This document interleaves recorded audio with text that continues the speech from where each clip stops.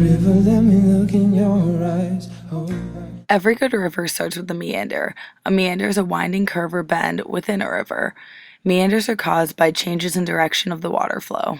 Specifically, this meander is very close together at the bottom, which has potential to cut off. Watch closely as this river starts to overflow the land surrounding it, therefore cutting off the flow of the meander and making it into a straightaway. This is called a cutoff. This cutoff would lead to a cut bank, which is a water channel continually going through erosion due to flooding in the land surrounded by shallow waters. Cut banks are often confused with point bars. Point bars are areas of deposition, meaning sediments of soil or sand that are being added to a landform. These form on the inside bank of a meander, the secondary flow of the stream which sweeps the rocks and minerals laterally into the point bar.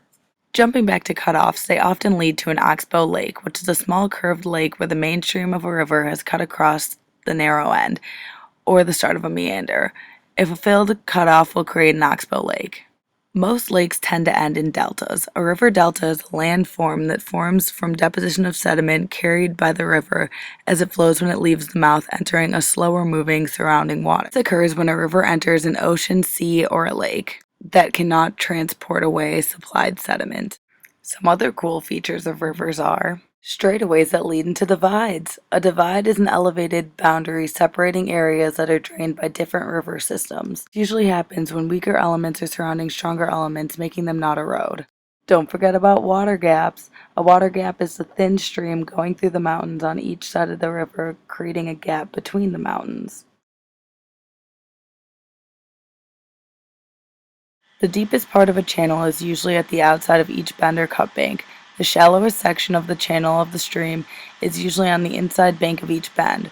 The water flows more slowly in the shallow areas near the inside of each bend. The slower water can't carry as much sediment and deposits its load in a series of point bars. This repeating clip clearly exemplifies water velocity. Water will flow faster at the more narrow parts of the river and slower at the wider parts. Channel shape, volume of water, and roughness of the channel are all factors that affect velocity of the water. Due to technical difficulties, only one of the narrators' voices was heard, but all these people worked very hard on putting together this project. Thank you for watching.